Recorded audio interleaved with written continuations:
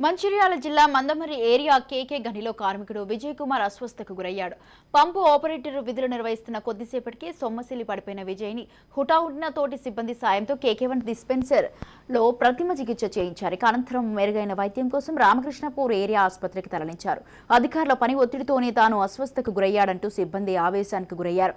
మరోపక్క కేకే5 గనిలో పనిచేస్తున్న మహిళా ఉద్యోగినితో సూపరింటెండెంట్ బూట్లు కడిగించుకున్న తీరుపై మండిపడ్డ మహిళా కార్మిక సంఘాలు తనపై వెంటనే చర్యలు తీసుకోవాలని డిమాండ్ చేస్తున్నారు. వేధింపుల పర్వం కొనసాగుతున్నప్పటికీ గుర్తింపు ప్రాతినిధ్య సంఘాలు చోద్యం చూస్తున్నాయి.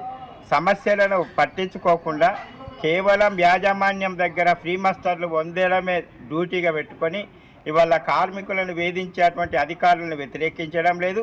మొన్న కేకే5 మీద బూట్లు కడగాలని ఒక కార్మికుడు ర్యాలీ మీద దౌర్జన్యం చేసి బూట్లు కడిగిస్తే ఆ సంఘటన జరిగి మర్చిపోకముందే మళ్ళీ నిన్న సెకండ్ షిఫ్ట్లో కేకేఓసిలో కూడా ఒక విజయ్ కుమార్ అనే జనరల్ మజ్దూర్ కార్మికుడిని అక్కడుండే సూపర్వైజర్ అక్కడుండే అండర్ మేనేజర్ ఒక పని కేటాయించి అది నాతో కాదు అని చెప్పినప్పటికీ కూడా ఖచ్చితంగా నువ్వే పోవాలని చెప్పి ఫోర్స్ చేసి దౌర్జన్యంగా అతన్ని అక్కడికి పంపించడం జరిగింది. మరి అతను అక్కడ పర్మనెంట్గా పనిచేసే అటువంటి పర్మనెంట్ పంపు డ్రైవర్ ఉన్నప్పటికీ విజయ్ కుమార్ని అక్కడికి పోవాలని చెప్పి దౌర్జన్యంగా పంపించినటువంటి అధికారి మీద చర్య తీసుకోవాలి.